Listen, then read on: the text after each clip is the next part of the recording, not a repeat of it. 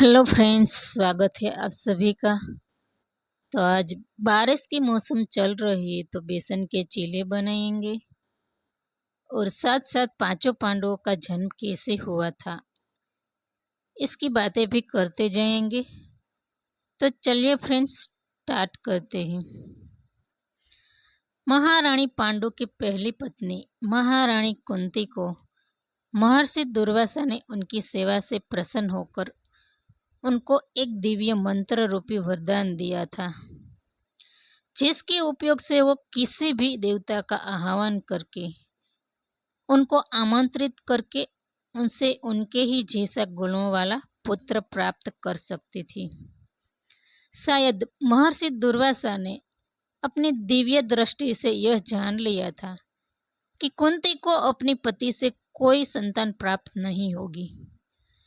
इसीलिए उन्होंने कुंती को पुत्र हेतु एक दिव्य मंत्र प्रदान किया। कुंती और पांडु के विवाह के बाद महाराज पांडु युद्ध के लिए निकल गए।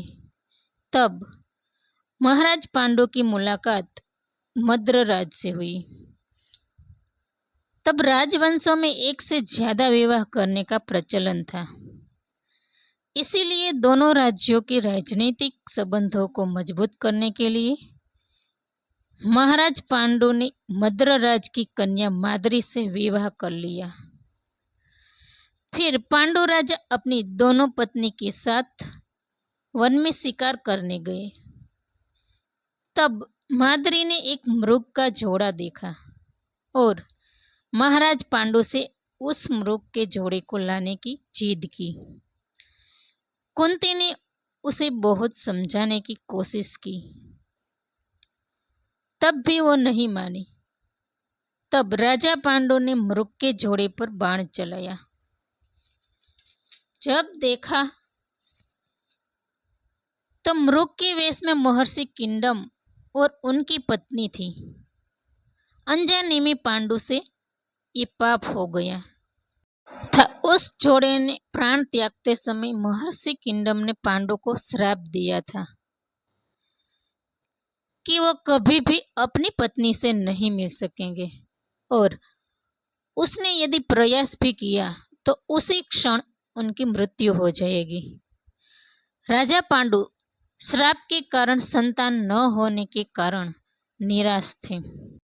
फिर महारानी कुंती ने संतान पाने के लिए उनको मिले वरदान का उपयोग किया। पहले कुंती ने धर्मराज का आह्वान किया। उससे धर्मराज युधिष्ठिर का जन्म हुआ। इसी प्रकार वायुदेव का आह्वान करके भीम और इंद्रदेव का आह्वान करके अर्जुन को प्राप्त किया। इस प्रकार महारानी कुंती 3 पुत्रों की माता बन गई।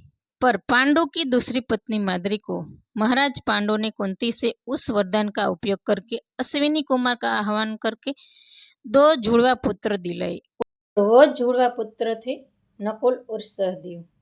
इस प्रकार पांचों पांडवों में अलग अलग देवों की शक्ति थी। तो फ्रेंड्स, लाइक, शेयर और सब्सक्राइब। थैंक